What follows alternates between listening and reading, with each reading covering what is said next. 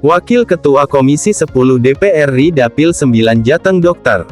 Abdul Fikri Fakih bersama Kemendikbudristek RI menggelar sosialisasi pengaruh jalur rempah di pesisir utara Jawa diikuti berbagai komunitas hingga kalangan guru di Tegal.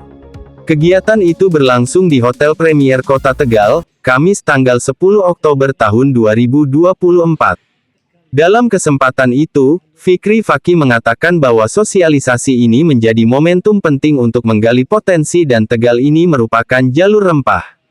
Sementara itu, Dr. Restu Gunawan, MHAM Direktur Pembinaan Tenaga, Lembaga Kebudayaan Kemendikbudristek RI mengatakan, bahwa jalur rempah itu akan diusulkan menjadi warisan budaya dunia kategori RUT atau jalur.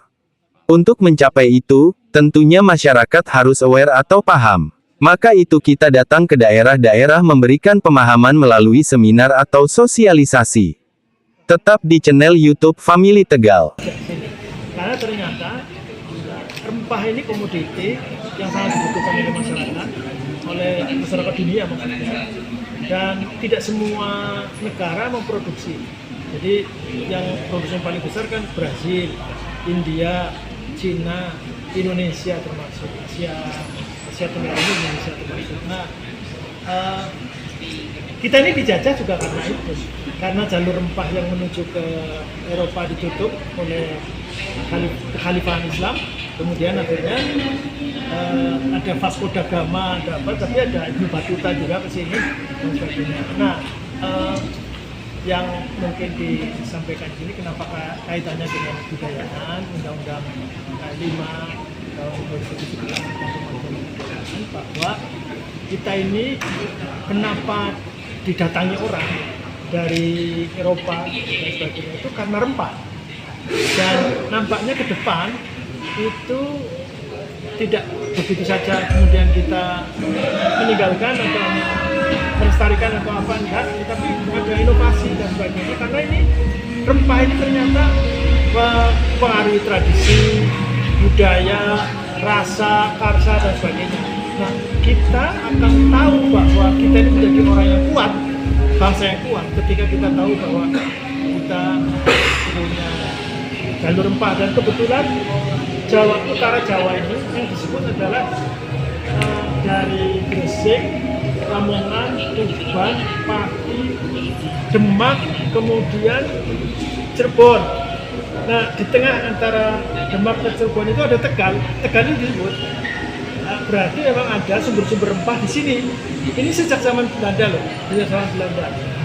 Nah, ini yang harus kita ketahui, masyarakat tahu, dan itu nanti ada kaitannya, bahkan ada yang sudah meneliti dari Menparekraf yang bersama dengan UI dan diunggah di National Geographic.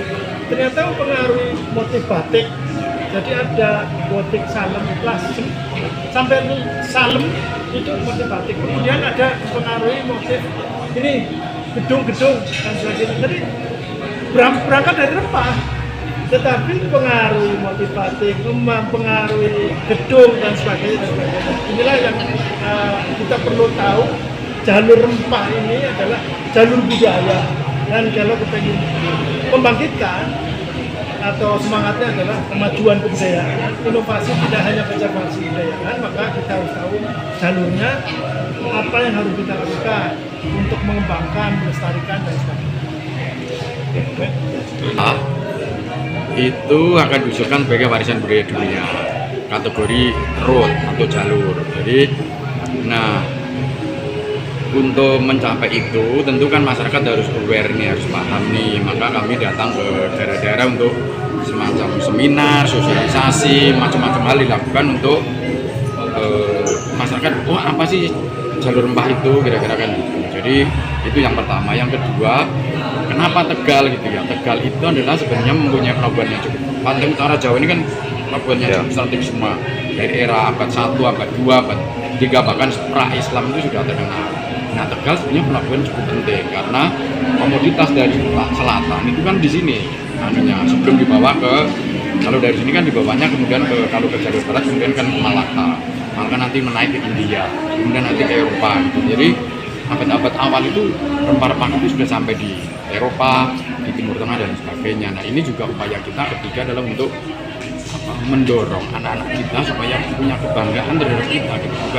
Kita itu bukan negara yang sekedar negara follower kira gitu. Kita kekuatan kebudayaan itu luar biasa. Zaman segitu saja kebudayaan kita sudah sampai di negeri yang nan jauh di sana. Bayangkan saja Mas saja kalau mau berlayar ke Makassar aja dari sini udah mungkin seminggu nggak bisa tidur kira-kira gitu. Tapi nenek moyang kita bayangkan rempah-rempah awal itu kan ada di Pala, ada di Badan, cengkeh ada di Ternate di Dore, kemudian cendana di Timor, kan jauh sekali. Tapi barang itu bisa sampai di Timur Tengah Eropa. Jadi itu kan bapak nenek moyang kita mesti punya pengetahuan tentang teknologi perkapalan. Dulu belum ada GPS, hanya mengandalkan kekuatan astronomi, percintaan. Tapi nenek moyang kita sampaikan barang itu dari sana bisa sampai di sini, kemudian bisa sampai ke Eropa. Itu sesuatu saya kira bukan nenek moyang kita bukanlah orang yang hanya pemain kampung, tetapi nenek moyang kita adalah penjelajah yang luar biasa juga. Cuman problemnya adalah tentang catatan kita, riset kita ini masih sedikit. Nah, harapan kami nanti mungkin teman-teman di sini bisa melakukan riset baik itu S2, S3 ataupun S1 atau mandiri untuk meneliti tentang kekuatan pelabuhan di Tegal ini dari masa-masa Islam, masa-masa prakolonial. Jadi harapan kami dengan bertemu ini kan banyak teman-teman ini juga nih harapannya bisa menggali tidak hanya riset tapi kan rempah-rempah itu hubungannya dengan tadi Pak Fikri ada arsitektur, ada kuliner, kenapa tadi soto aja macam-macam, ada soto, ada auto, ada seroto, macam-macam ini kan kaitannya dengan rempah-rempah gitu kan. Kemudian dengan fashion, kemudian dengan kebudayaan, ya tari-tarian, seni rupa dan sebagainya. Jadi saya kira itu.